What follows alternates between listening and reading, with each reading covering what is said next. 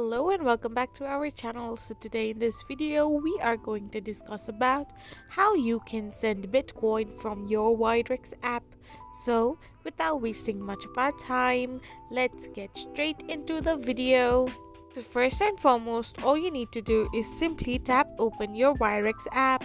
So once you open your Wirex app, you need to now enter your PIN code to get logged in into your account. So once you are here, simply tap on the send option, and from there you need to simply select the Bitcoin option.